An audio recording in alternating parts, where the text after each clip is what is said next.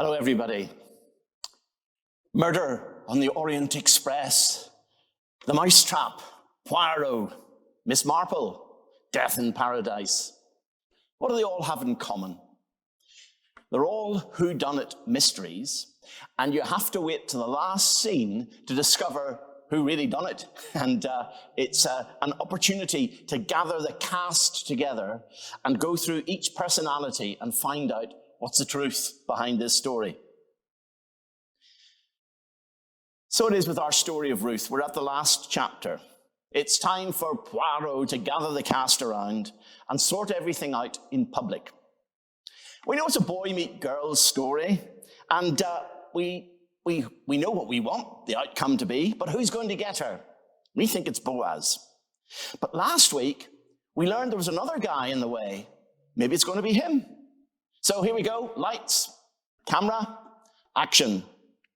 The scene is the town gate in Bethlehem, busy trading, lots of people there. And along comes the unnamed Redeemer that we heard about. Boaz called him over. Then he grabs 10 of the elders, the leaders of the community, the tribal clan leaders, and they are going to become the witnesses to the evidence that's in front of them for this formal business transaction. Everyone's sat down for judgment. You can feel the tension, can't you? So Boaz plays Poirot and he steps forward. Naomi, who has come back from our country of Moab, is selling a parcel of land that belonged to our relative Elimelech. So I thought I'd tell you of it and say, buy it here in the presence of here, all of these elders and these people. If you will redeem it, redeem it. If you will not, tell me, that I may know, for there is no one besides you and me to redeem it. And I come after you. Now here's the catch. The fella says, okay, I'll redeem it. Oh no, that wasn't supposed to happen. You're not supposed to take it, girl. Oh. Well, how did we get to this situation? Naomi, it says, was selling the land. Well, that's partly true. She had sold it, you see, to go away off to Moab, but only on leasehold. And the reason all land in Israel was leasehold is that when God gave them the land, it was held in perpetuity by the families. And if someone had to sell their land, when the year of Jubilee came, it automatically went back to the rightful owner. So Naomi still held the title deeds. But it was the duty of the kinsman redeemer that if one of those people were in hardship, one of their relatives, they then had to step in, as we heard last week, and they had to pay the redemption price so that the family could be looked after. You see, the word redeemer isn't a religious term here, and we need to understand that it's a purely business term. And if you've ever been to a pawnbroker's, you've probably heard the term used. And of course, this other redeemer thought it was a bargain, because 10 years had passed since Naomi had sold it, so the price didn't go up. The price goes down the closer you get to the Jubilee year. He was going to get a discount bargain for the land. But Boaz pointed out there was a catch. His little grey cells, as Poirot would say, had been working, because he reminds the Redeemer that on the day you buy the land from Naomi, you also acquire Ruth, the Moabite, the dead man's widow. That changes things. And you then have got to maintain the name of the dead in the property. You see, the whole purpose of the law of redemption was to secure the family name and the possessions. And it was all about relationships, not about real estate. So at this, the guardian redeemer said, well, then I cannot redeem it because I might endanger my own estate. This guy hasn't got a name, but I'm going to give him one, Mr. Selfish. He wanted the real estate for himself. He wanted to get wealthy out of somebody else's hardship. But he had no sense of honor or duty to his own relatives, this impoverished pair of widows, to preserve their family lane and to look after them. And the problem for him is that he was obliged to sire a son by the female widow of this clan and had to make sure that the name would be preserved. Now, this guy could have been married or he could have been engaged. But the key thing is that if Ruth had given him a son and taken the land, then if his existing wife or his girlfriend of the future that he would like to marry didn't give him a son, then all the fortune and wealth he had from his existing fields would come to Ruth and her descendants. So he wasn't interested in that. It was a bit risky. He was only concerned about what he might lose, but not about what he could gain. You see, fear cancels faith. Faith claims God's riches, and God is more interested in relationships, real people, not real estate. And so was Boaz. So now the transaction can take place. And it describes that for this transaction, for the transfer of property, one party would have to take off their sandal and give it to the other. And that was how they legalized transactions in those days. So the guardian redeemer said to Boaz, "Buy it yourself." And he took off his sandal. And so Boaz said this. He held up the sandal and said, "Today you are witnesses that I have bought from Naomi all the property of Elimelech, Mahlon, and Chilion. I've also acquired Ruth the Moabite, Mahlon's widow, as my wife, in order to maintain the name of the dead with his property, so that his name will not disappear from among his family or his hometown. Today you are witnesses." And they all said, "We are witnesses. You've got the sandal." Actually, Mr. Selfish got off rather lightly. When Moses drew this law up, the original provision said that the brother's widow will, if she's turned down, shall take off one of his sandals, spit in his face, and then maybe give him a slap with the sandal for good measure, and say, "This is what is done to the man who will not build up his brother's family." Mr. Selfish should have been disgraced, but things had changed, and they made it more of a business transaction. So here we have the happy ending. The elders of the town give a history lesson. "May the Lord make the woman who's coming into your home like Rachel and Leah." Who were they? Jacob's wives, from whom all the tribes of Israel descended. And then the elders confirmed and said, "May you have standing in Ephrath and be famous in Bethlehem. Through the offspring the Lord gives you by this young woman, may your family be like that of Perez, whom Tamar bore to Judah." Perez was, of course, Judah's son. And the family line then of Israel, but the family line of Judah was to be preserved through this transaction, and that was the blessing of the elders on the marriage. They saw Boaz as the obedient continuation of the Lord's provision for his people here in the town of Bethlehem, the great Redeemer. And the leaders focused on the marriage and the relationships, not the land. So Boaz got his girl. But then, why is it in the Bible we've got lots of lovely stories that are love stories? Don't you just love a good genealogy? Because that's how it finishes. And yet, it's that part that brings the whole thing into such a critical tale within God's record of the Bible. You see, the story finishes with Ruth, where the Lord enabled her to conceive, and she gave birth to a son. Isn't that interesting?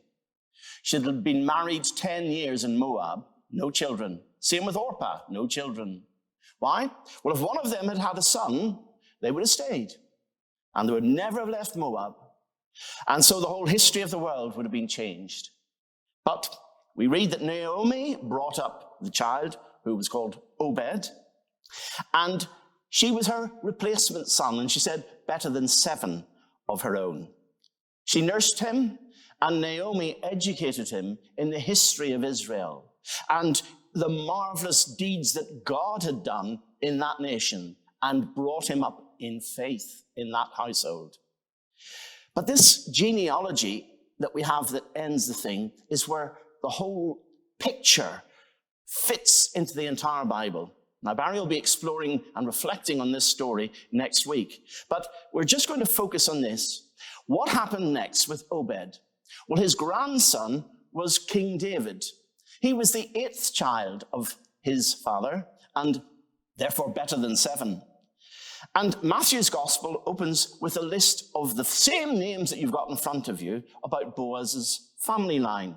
And it mentions Salmon, who was his father.